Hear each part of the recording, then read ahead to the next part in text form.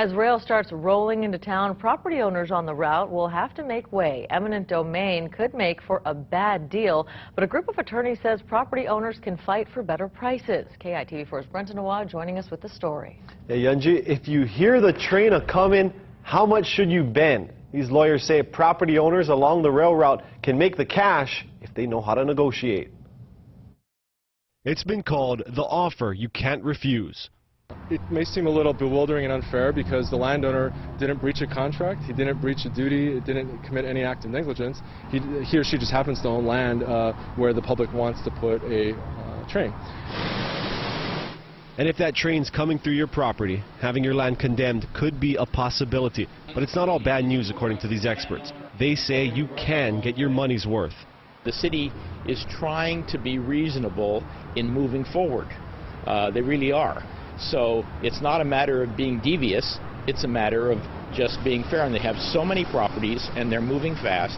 It's always good to get a second look. By law, properties have to be purchased at fair market value. So far, Hart's paid for 75 parcels. It still has 162 properties on its list heading into town, and in most cases, it only wants a portion of those lands. A lot of the acquisitions are not, I want to buy your whole lot or your whole parcel. They only want to buy a strip, and they'll value that strip of land.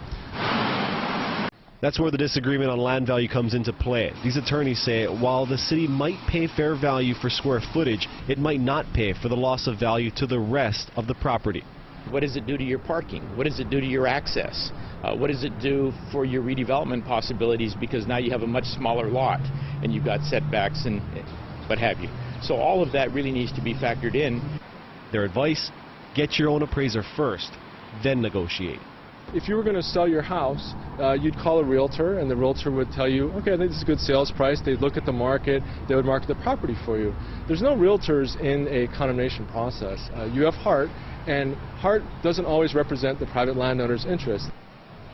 On a side note, Hart budgeted just over $222 million to buy those 237 properties. At the moment, it's under budget in that area by about $20 million.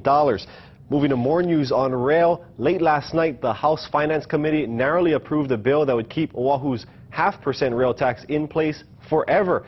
The vote was 8-7. The bill now heads to the full House for a final vote. Meanwhile, a Senate committee approved a separate bill to extend the rail tax another 5 years, which also needs a final vote in the chamber.